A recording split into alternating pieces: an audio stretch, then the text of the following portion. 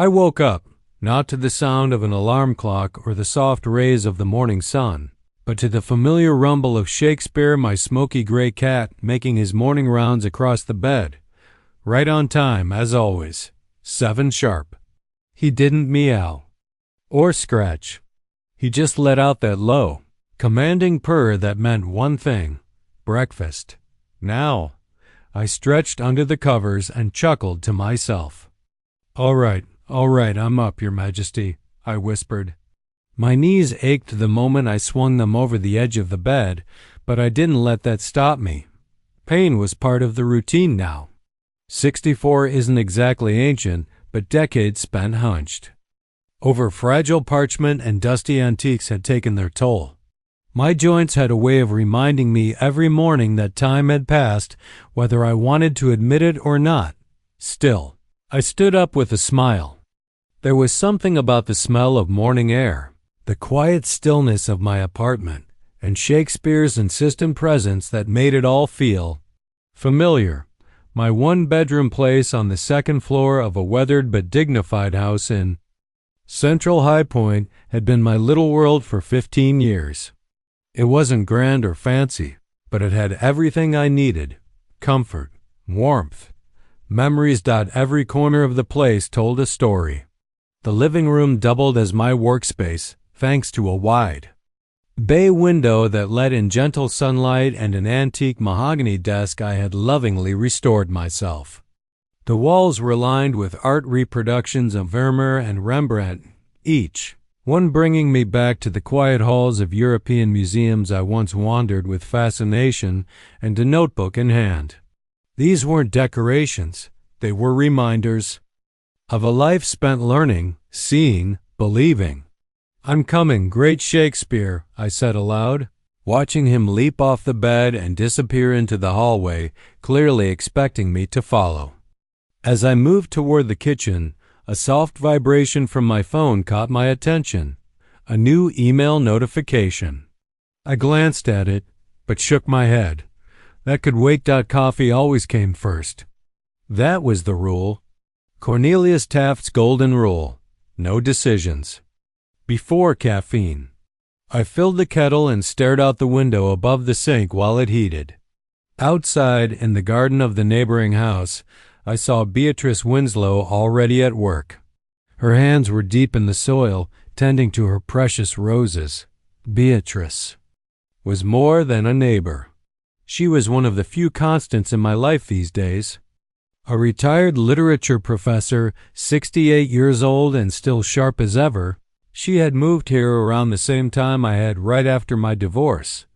We quickly became friends.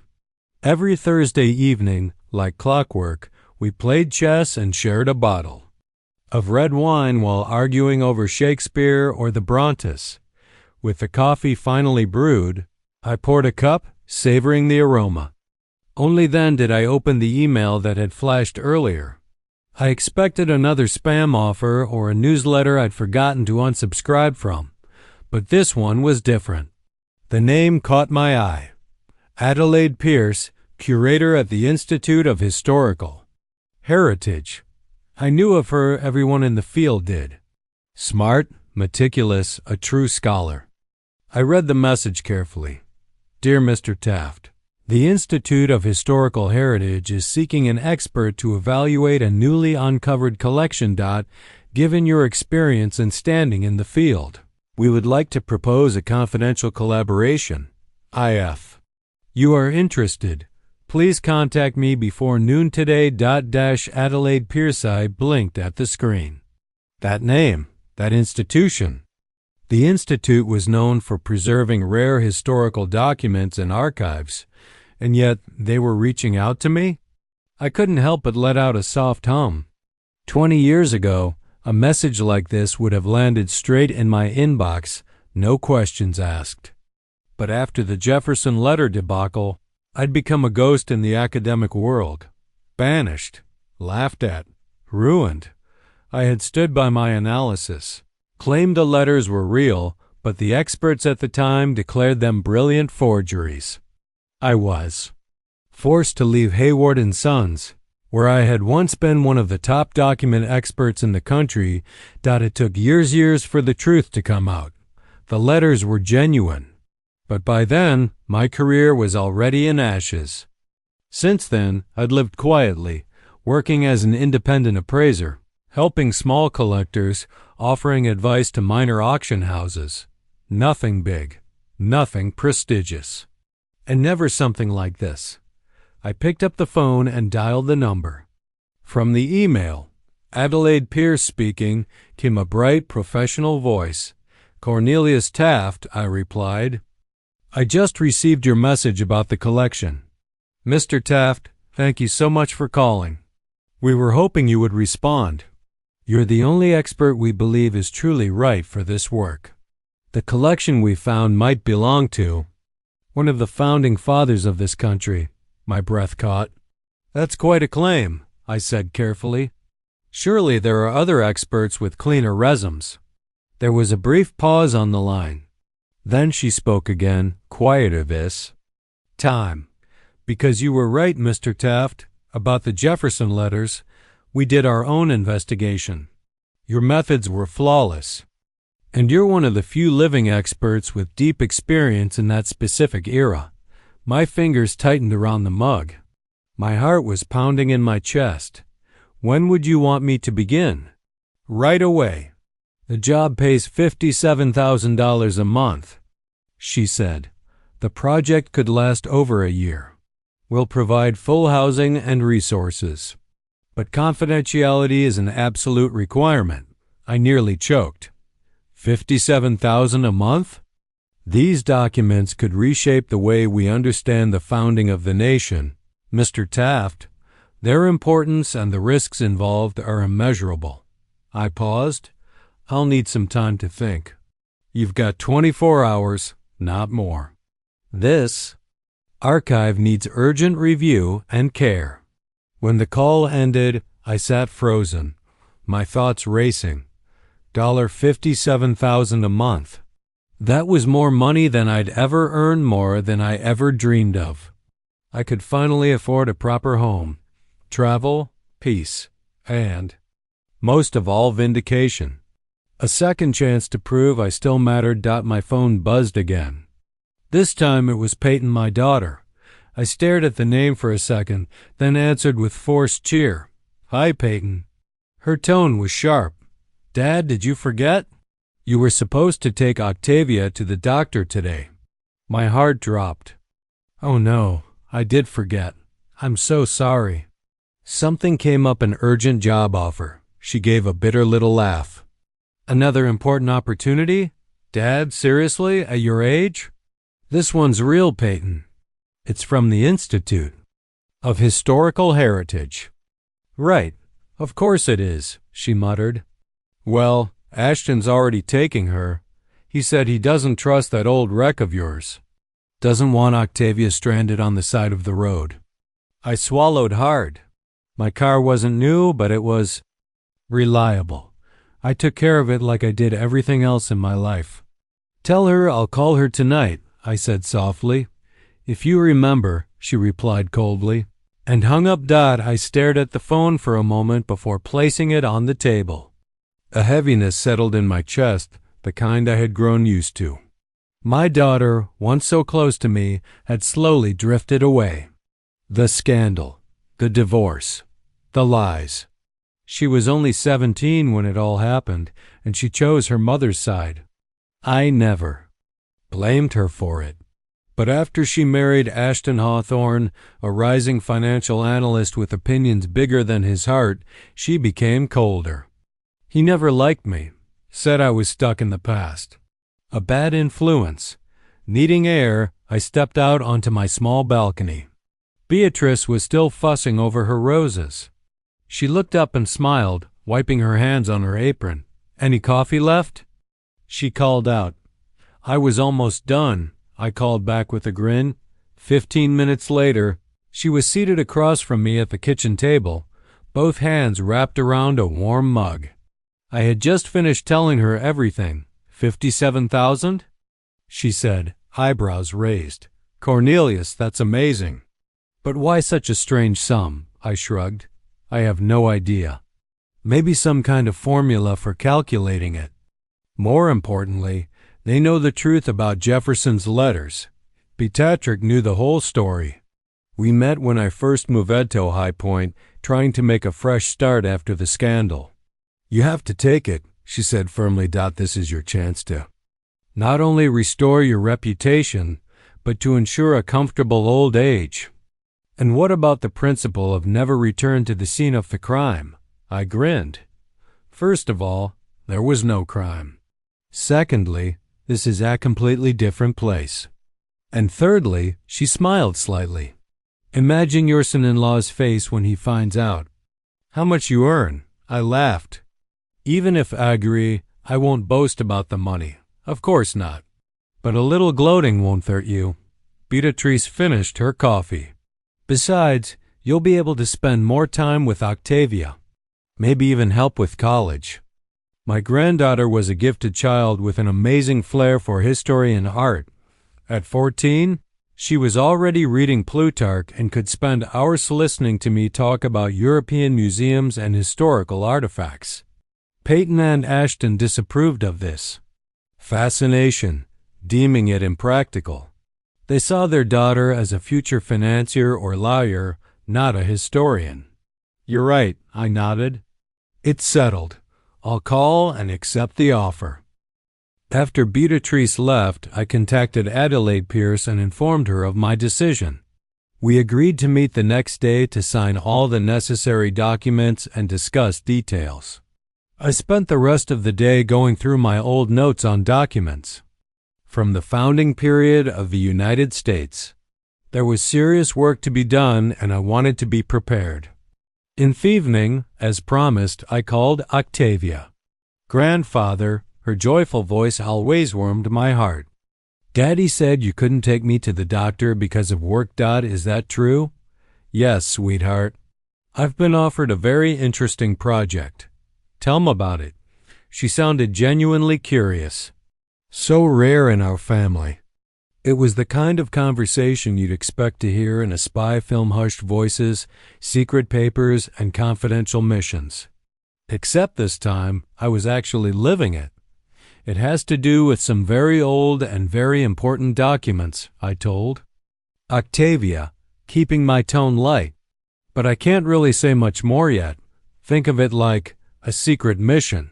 There was a pause, and then I heard her giggle. A secret project? Like the kind spies do in movies? I could hear the amusement in her voice, and I smiled. Something like that, I replied. Well, my doctor's visit went okay, she said, suddenly shifting topics. He said my allergies are better now. Not perfect, but under control. I'm glad to hear that, sweetheart, I said warmly. But something in her tone made me feel there was more. There was, kind of a fight, she added hesitantly. Dad wanted to talk to you earlier, but then he got into an argument with Mom in the kitchen. My heart tensed. Whenever Ashton wanted to talk, it never led anywhere good. Do you know what they were arguing about? I asked gently. Not really, she replied. Something about money. And the house. Mom said they couldn't afford that Europe trip Dad keeps going on about. Then Dad said, Oh, never mind. I heard the way her voice dipped, almost like she wanted to erase the last words. What did he say, Octavia? I asked, keeping my voice calm. It's okay, you can tell me. There was a pause on the other end. Then she said softly, He said if Grandpa had done something useful for once in his life instead of playing the great scientist, then maybe they'd be able to afford things. For a moment, I couldn't breathe. The words stung, but even worse was knowing that my granddaughter had to listen to them. I'm sorry, Grandfather, she whispered, clearly upset. I didn't mean to repeat that. He was just angry. I cleared my throat, trying to sound light-hearted. It's okay, honey. Adults say dumb things when they're upset. And your dad, well, he doesn't always mean what he says. I know you're not just playing around, she said quickly, her voice firmer now. You are a real scientist. And one day, I want to be just like you. That hit me harder than anything Ashton could have ever said. My throat tightened. Thank you, Octavia, I whispered. That's the best compliment I've ever received. After I hung up the phone, I sat alone in the living room. No lights. Just the ticking of the old wall clock and the hum of the refrigerator in the kitchen. My granddaughter believed in me even when her parents didn't. I could still hear Ashton's voice in my head, full of scorn, calling my work a waste of time. And Peyton. I remembered when she once thought I hung the moon, but that was before the scandal, before the marriage, before everything changed. But now, things were different. I had the chance to restore not only my professional name, but also to create something real for my future and maybe for Octavia's. If this new opportunity went well, I could help pay for her education. I could leave her something worthwhile, something her parents would never expect. Suddenly, the phone rang again, breaking my train of thought. I looked down and saw an unfamiliar number. Cornelius Taft speaking. I answered, curious. Mr. Taft, this is Adelaide Pierce again. I hope I'm not disturbing you. Her voice was steady and clear, though slightly breathless. Not at all, I replied. What's going on? There's been an update, something we couldn't wait to tell you, she said. We've just received confirmation. A portion of the collection is real, authentic. It includes personal letters from several founding fathers. And among them, we found previously unknown correspondence from Alexander Hamilton. I leaned back in my chair, stunned. Hamilton? Yes, she confirmed. We want you to begin your work immediately. We're sending a car to pick you up tomorrow morning. My heart was racing now. I knew what this meant. Documents like this didn't just change jobs, they changed history. I'll be ready, I told her quietly. Then I hung up. Sleep that night was almost impossible. My mind spun with possibilities. If this project succeeded, it could rewrite everything people believed about the early days of the United States. And for me, it could mean the first step toward reclaiming the respect I'd lost, and maybe even healing my relationship with Peyton. At exactly 8 a.m. the next day, a sleek black car pulled up outside my building. The driver, dressed in a crisp black suit and gloves, silently stepped out and opened the back door. I clutched my old leather briefcase tightly as I got in. Inside were my tools, magnifying lenses, gloves, my well-worn notebooks, and some reference materials. Good morning, Mr. Taft, came a voice from the speaker. I hope you had a restful night. The trip will take about an hour. It was Adelaide. I can't say I slept much, I admitted with a small chuckle.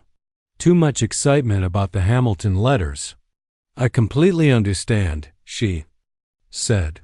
But I should let you know you'll need to sign a few documents when you arrive. Strict non-disclosure forms. The Institute is taking security very seriously. Of course, I agreed. And one more thing, she added after a pause. No one, not even close friends or family, can know about the documents until we make a public announcement. I laughed quietly. What loved ones? My cat, maybe. Beatrice might care. But as for my daughter and son-in-law, they wouldn't believe me even if I showed them the originals. I pictured Ashton's smug grin, the smirk he wore whenever I mentioned my work, his voice always dripping with sarcasm. Don't worry, Miss Pierce, I said firmly. I can keep a secret. An hour later, we pulled up in front of a large glass and metal building on the edge of the city. From the outside, it looked like a regular office complex. Nothing fancy. Nothing that hinted at the historical treasure hidden inside. Adelaide met me in the entrance hall, dressed professionally, but with eyes full of energy. She looked to be around 40, with a sharp, focused expression. Welcome to the Institute, Mr. Taft, she said, offering her hand. Her grip was firm. "Let me show you where you'll be working." We took an elevator to the lower levels, passing through security doors, ID scans, even a retinal scanner. Finally, she opened a thick steel door and led me into a temperature-controlled lab. It was spotless, quiet, and full of special lighting and tools designed for handling delicate materials. "This is your space," she said. "Everything you need is here, including the documents." In the middle of the room sat a long table surrounded by sealed containers. She opened one slowly. "This is just the beginning," she said. I leaned in and gasped. A letter written in careful script, yellowed by time but perfectly legible. At the bottom was a familiar signature. "Yours always, a Hamilton." It felt like time stopped. "Amazing," I whispered, pulling on my gloves with shaking hands. The condition was near perfect. Adelaide explained that they had been stored in a hidden wall compartment ideal for preservation. "I'll leave you to it," she said. "Here's your temporary ID and the lab contact. If you need anything, just call." The moment she left, I got to work. Hours flew by. I examined every word, tested the paper and ink, and recorded every detail in my notes. There were letters between Hamilton and other political leaders, some even addressed to James Madison. Each one could shift what historians thought they knew. When Adelaide came back, I barely noticed how much time had passed. "It's 7 o'clock, she said gently. "You haven't eaten or had water all day." I blinked in surprise. I completely lost track. "You need to pace yourself," she said with a kind smile. "This work will take time." I nodded and packed my notes. These letters, they could change everything we think we know about early American politics. She gave me a look of quiet confidence. "That's why we chose you, Mr. Taft, because you see what others overlook." The ride home felt different. I was exhausted. Yes, but in a good way. For the first time in years, I felt alive. I was finally doing work that mattered and being paid fairly for it. When I stepped through the door, Shakespeare let out a loud, impatient meow. His food bowl was empty. I smiled and scratched behind his ears. "Sorry, old boy," I said. "Today was a little unusual." After feeding him, I noticed a note under the door. Beatrice's handwriting. It read, "Just came by to see if everything was all right. Shakespeare is fed, waiting to hear about the first day. B." I smiled again. It really was good to have someone in your life who cared about you and your cat. Just as I picked up the phone to call her, it rang. Ashton's name flashed on the screen. That was strange. It was usually Peyton who called. I answered, my tone careful. "Hello?" "Cornelius," Ashton said, his voice sounding oddly pleasant. "How are you?" "I'm fine," I replied slowly. "Is everything okay?" He let out a short, fake laugh. "Oh, nothing serious. We just wanted to invite you to dinner this Saturday. It's a family thing. No big deal." I frowned. I'd been invited to family events no more than 5 times in the last 3 years, and each time it had ended in awkwardness and tension. "What's the dinner in honor of?" I asked bluntly. "We just want to get together." "Octavia's been asking about you." We have some news," I sighed. Ashton never just called. Something was brewing, and he wasn't sure. I wanted to be a part of it. On the other hand, the chance to see Octavia okay, I agreed. "What time?" 6 o'clock. And Cornelius, he paused. "Would you mind noddling Octavia about your historical stuff this time? Peyton and I are worried she's getting too caught up in this impractical stuff." I felt my fists clench. "History is hardly impractical, Ashton." Yeah, sure." He laughed. Fake laugh again. "It's just that we want her to focus on subjects that will help her build a career." "You understand?" "I understand," I replied dryly. "I'll see you Saturday." I hung up the phone and took a deep breath, trying to calm myself down. Shakespeare jumped on my lap, demanding attention.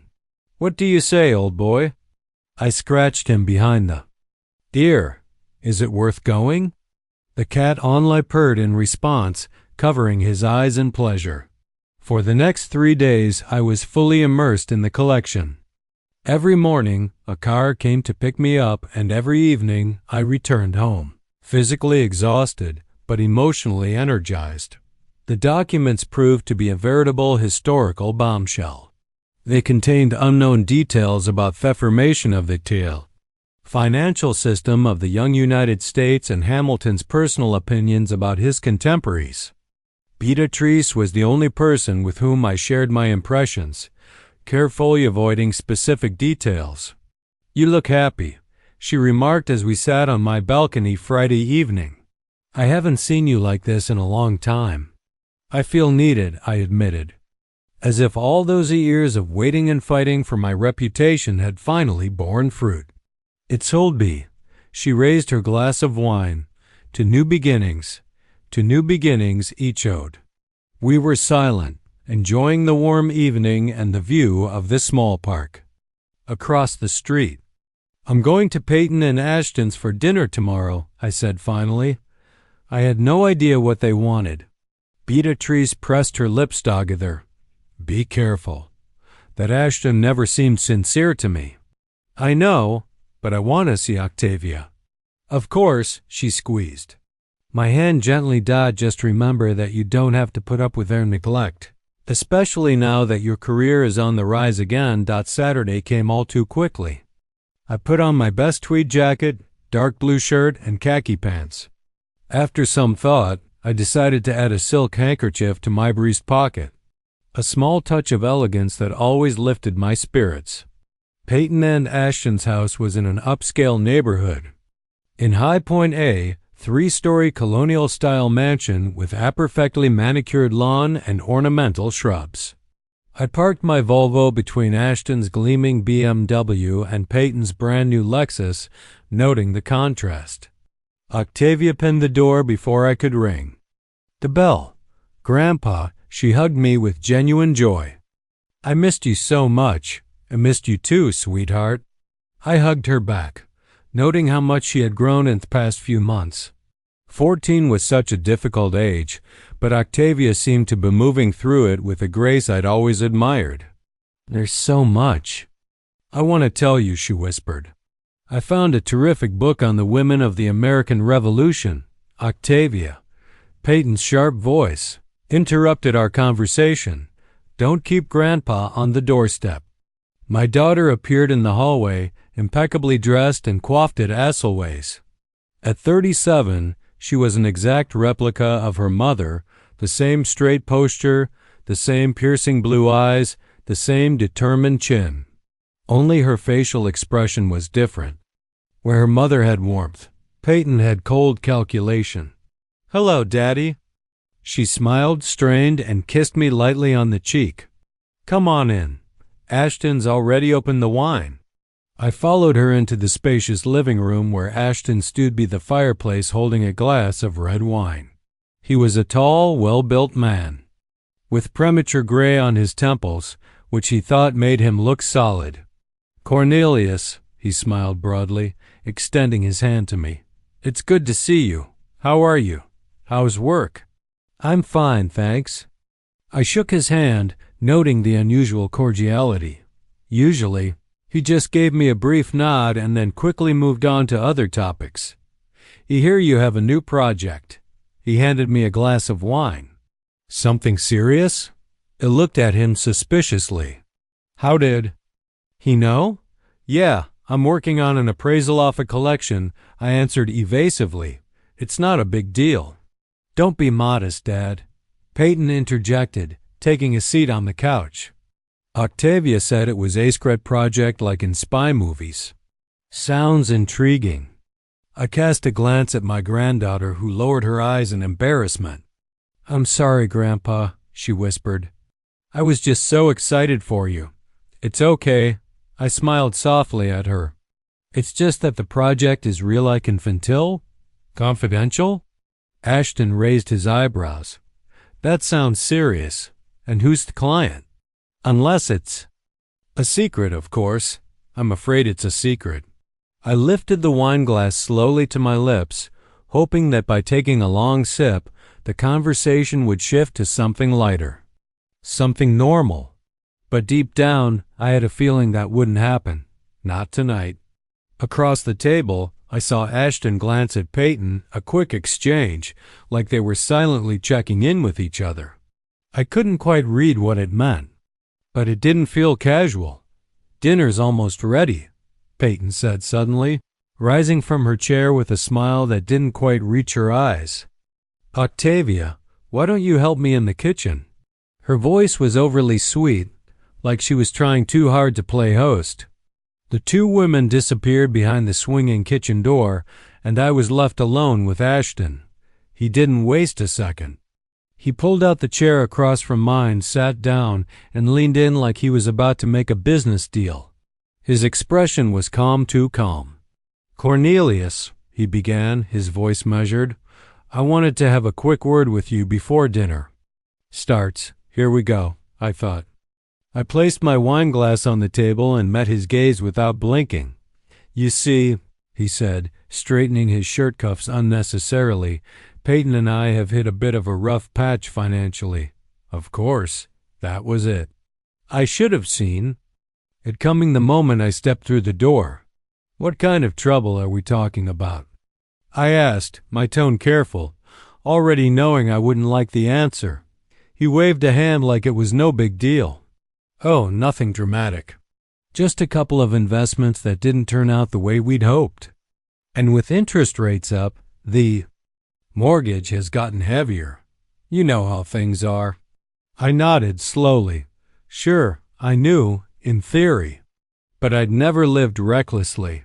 Never bought things I couldn't afford. Never borrowed money I wasn't sure I could pay back. So ...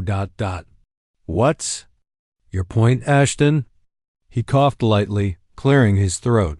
Like the next words were hard to say, though I knew they weren't. Well, since you've got that big project coming up, we were wondering if you could maybe help out. Just until we get back on our feet. You know, support the family. After all, we've always included you in everything. Holidays, visits. We've made sure you stayed connected with Octavia. I nearly laughed in his face. Taken care of me? Let me see her? They had done everything they could to keep me at arm's length. Visits with Octavia were short and supervised. Any time I stayed a little longer than they liked, I got polite reminders about how busy they were. I've got expenses of my own, I said as evenly as I could manage. And I haven't been paid yet for that project. But you will be, he said quickly, his eyes lighting up. And judging by how quiet you've been about it, I'm guessing it's going to pay quite well. Right then, the kitchen door swung open again. Peyton returned with Octavia, both carrying dishes. The moment broke. What were you two chatting about? Peyton asked, her tone casual as she set plates down in front of us.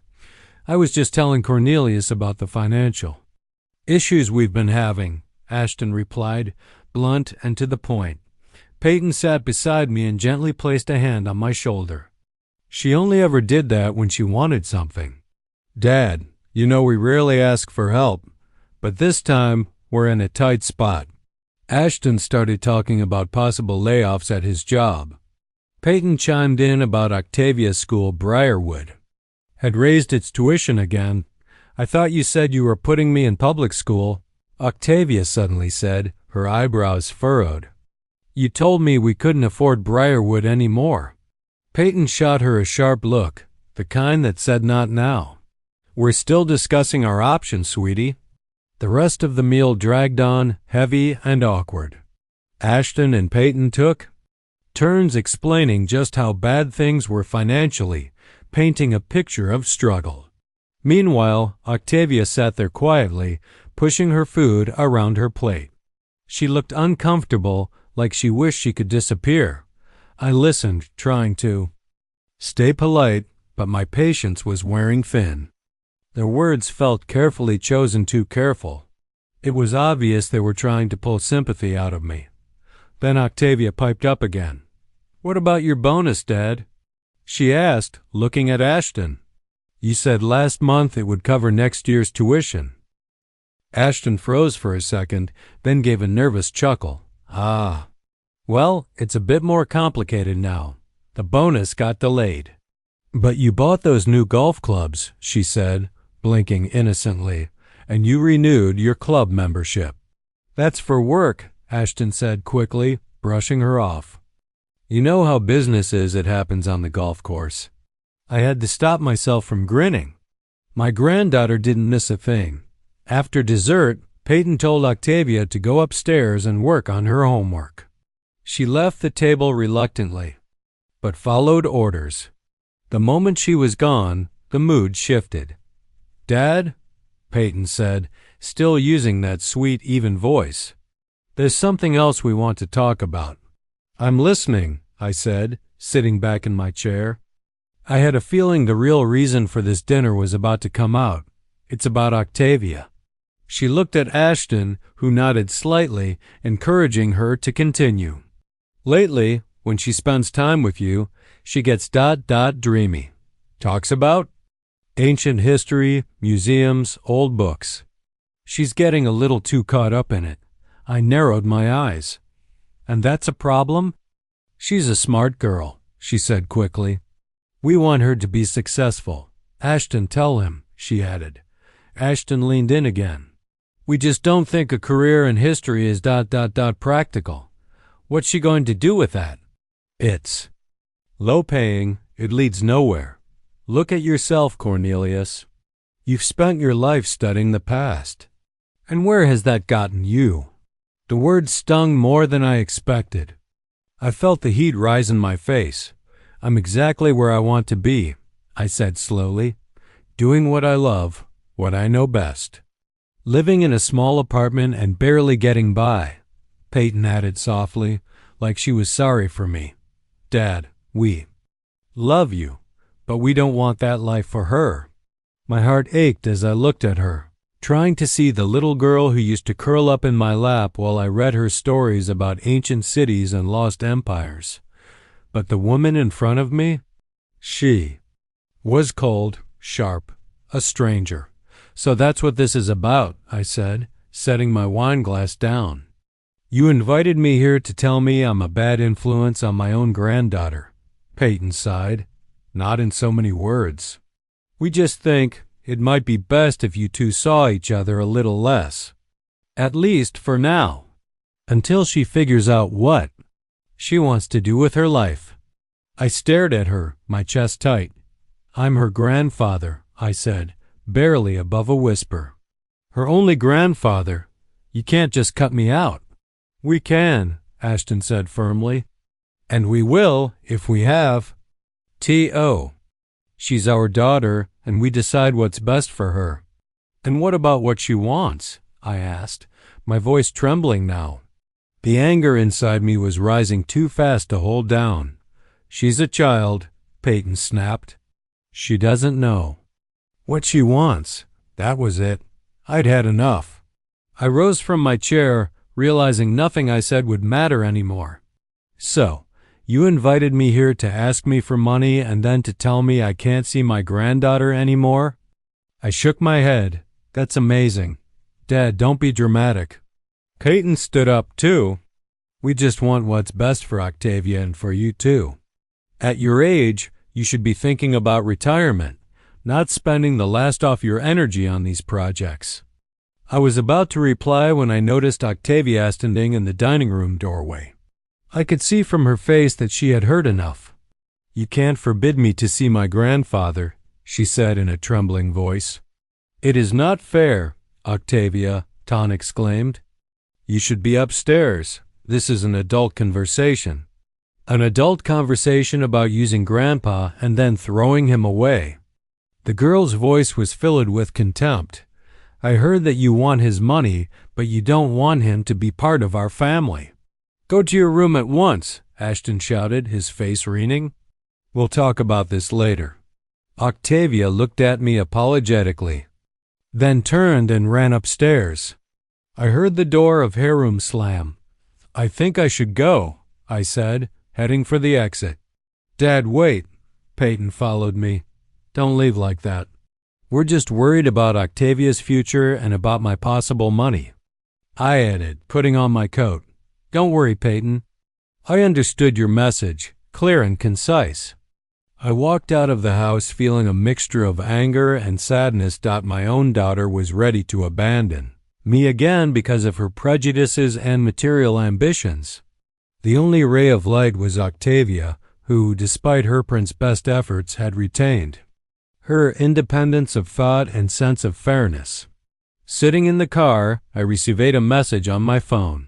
It was Octavia. "I'm sorry, Grandpa. I'll still be in touch with you no matter what they say. Love you."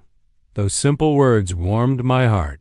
Perhaps not all was lost in this family. 3 days passed after the unpleasant family dinner. I was fully immersed in working on the Hamilton collection, using it as a shield from thoughts of my family. The documents turned out to be even more significant than originally thought. Among the letters were not only political discussions, but also personal reflections that revealed whole new facets of the Founding Fathers' characters. "You look tired, Mr. Taft," Adelaide Pierce remarked when she stopped by to check on my progress Wednesday afternoon. "Is everything all right?" I looked up from the document I was examining under the microscope. "Just family problems," I replied. "Nothing out of the ordinary." She sat down on the edge of the desk, which was uncharacteristic of her usually formal demeanor. "You know, you've done an amazing job these days. The director is very pleased with your preliminary reports." "Why don't you take the day off and relax?" I chuckled. "What am I supposed to do? Sit at home and think about how my daughter and son-in-law are trying to cut me off from the only person in the family who loves me?" Adelaide raised her eyebrows in surprise. "I'm sorry," I rubbed my eyes. "I shouldn't have dumped my problems on you." "It's okay." She touched my shoulder lightly. "Sometimes talking to a stranger helps you see things more clearly." I sighed and briefly recounted the events of last Saturday, leaving out the details of Ashton's attempts to beg for money. "They think I'm a bad influence on Octavia because she's interested in history and wants to follow in my footsteps. Can you imagine? A love of knowledge is now considered a bad influence." Adelaide nodded thoughtfully. "You know what I think? You should use this weekend to show your granddaughter that you support her hobbies despite her parents' inhibitions. And how would I do that? They've made it clear they don't want me in their house." She smiled. "I have an idea. Our museum store sells an amazing collection of reproductions of historical documents, including some of the Hamilton letters you're working on now. It would make a great gift for a girl interested in history." The thought of giving Octavia something related to my current work appealed to me. It would be our little secret, a bond her parents couldn't break. "That's a great idea," I agreed. The idea came to me late one evening as I sat alone, thinking about her. The question wasn't just what to give her, it was how I'd manage to deliver it. Would she even be home? Would I be able to see her, even for a moment? "Tomorrow's Thursday," Adelaide gently reminded me when I voiced my worry. "Most families are in by the evening. Just try. Drive up near the house and give her a call. Or send a message first so she's expecting you." It wasn't a guaranteed plan, and I had my doubts, but something in me held on to hope. Maybe, just maybe, it could work. And so, the next day after work, I made my way to the museum store. I'd seen something there before and hoped it was still in stock. There it was, a beautiful collection of historical letter reproductions letters from Hamilton, Jefferson, Madison, and others. They were printed on aged-looking parchment and placed in a handsome faux leather folder that gave them a touch of old-world charm. As I held them in my hands, I could already imagine Octavia's eyes lighting up. That Thursday evening, with the Betrayal gift tucked under my arm, I got ready. Shakespeare, my old cat, sensed something was different. He brushed against my legs and meowed softly, his tail curling in approval as if he could feel the nervous energy running through me. "What do you think, buddy?" I asked, rubbing behind his ears. "Should I do it? Is it worth the risk?" He purred, a deep content rumble. I took that as a yes. I grabbed my phone and typed out a message. "I'll be near your house around 7 o'clock tonight.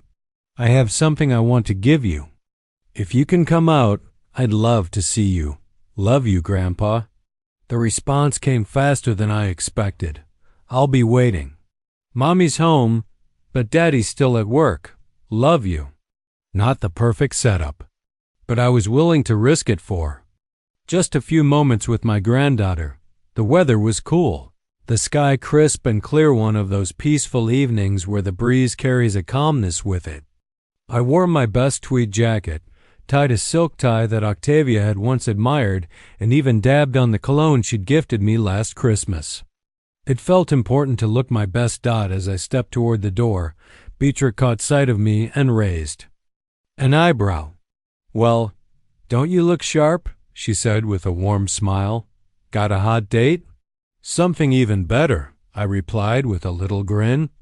"A covert mission. I'm seeing my granddaughter." She nodded knowingly, a touch of concern in her eyes. "Be careful. And if anything goes wrong, I'll be home all night." I gave her a grateful look before heading out. The drive to Peyton's house took about 20 minutes, but it felt longer with every passing turn. My nerves built up like static in the favela air. I parked discreetly a block away, not wanting to draw attention or stir up the neighbors. Then I texted Octavia, "I'm here." A minute or two passed before I saw her, a flash of movement from the front door. She stepped out quietly, looking both ways like a character out of a spy movie, then bolted toward me. "Grandfather," she whispered with excitement, rapping her arms around me so tightly I almost lost my balance. "Easy now," I laughed, holding her close. "We don't want anyone calling the cops thinking you're being snatched." She giggled, then pulled back slightly, her face brighter than I'd seen it in weeks. She looked older, somehow stronger, like something inside her had shifted. "Mom's home," she whispered, "but she's busy on a phone call. We have about 15 minutes. I nodded and handed her the gift, neatly wrapped in brown paper and tied with twine. "This is for you. I hope it brings you joy."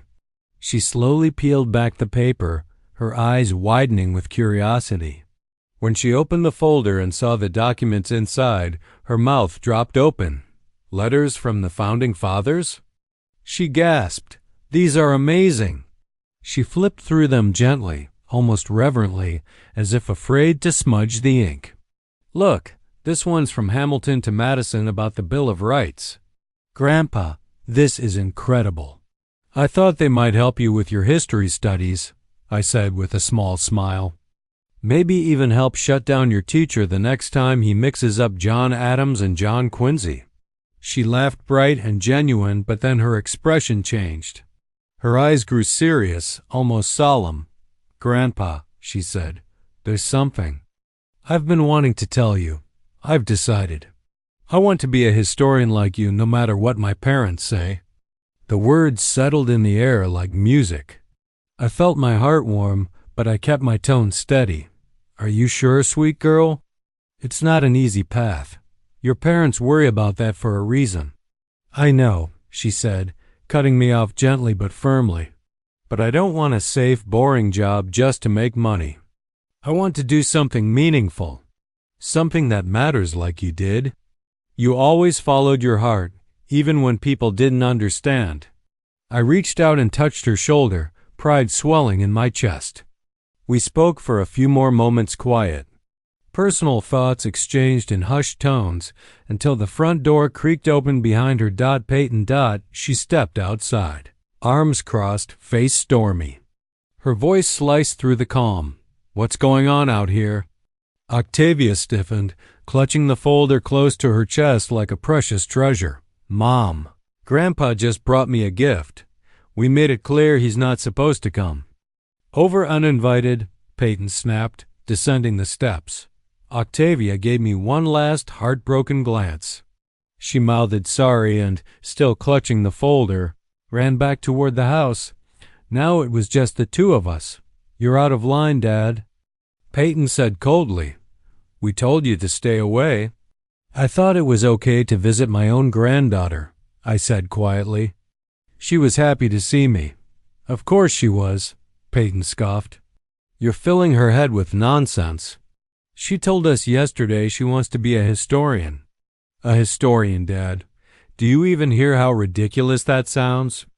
I took a breath, trying to hold my voice steady. "And what's the alternative?" "She ends up like so many others, working a job she hates just because it pays well?" Her jaw tightened. "Don't you dare tell me how to raise my daughter. We want her to have a future, a real one, stability, success." "Success isn't just about income," I said. "It's about purpose, about doing what you believe in." She scoffed bitterly. "Says the man who spent his whole life broke. Look at you, Dad, 64, no house, no decent car, no retirement plan. That's not a life. That's a cautionary tale." I stared at her, my voice low but calm. "You don't know anything about my life, Peyton. Not about my accomplishments or my financial situation." "Oh, really?" She smiled mockingly. "What? Your secret project suddenly made you rich." "Don't be ridiculous, Dad. Ashton and I have been doing some research. The Heritage Institute is a small nonprofit organization. They can't pay much." I was hocked. They were making inquiries, spying on me. This is crossing all lines. I turned to leave. "I'm leaving. Yeah, go." Peyton followed me. "And don't come back until we invite you," which probably won't be for a while. I had already taken a few steps when she added, "And don't try to bribe Octavia with your historical documents again. We won't let you influence her." Something inside me snapped. I turned around, feeling the blood pulsing in my temples. This was a gift. From the bottom of my heart, because I love my granddaughter and have her best interests at heart, unlike you, her interests. Peyton grabbed the cup of coffee she was holding. "Her interest should be focused in building a successful career, not digging through dusty papers like you. Get lost, you pauper." And with those words, she threw the hot coffee in my face. I recoiled, feeling the hot liquid burn my skin and soak into my shirt. There was silence for a moment. Peyton seemed shocked at what she'd done. "Dad," she started, but I had already turned to leave. "Goodbye, Peyton," I said, wiping my face with my sleeve. "I hope you're happy in the life you've chosen." When I returned home, I found Beatrice waiting for me with an anxious expression on her face. "My God, what's happened?" she exclaimed when she saw my coffee-stained clothes. "The family reunion didn't go as planned." I grinned bitterly as I walked into the apartment. My daughter had expressed her opinion of my coffee lifestyle. I briefly told her what had happened, changing into clean clothes and applying a cold compress to my lean skin. "She called you a beggar." Beatrice was furious, her own father. Apparently, material success is the only thing that matters to her. I sighed, sitting back in my chair.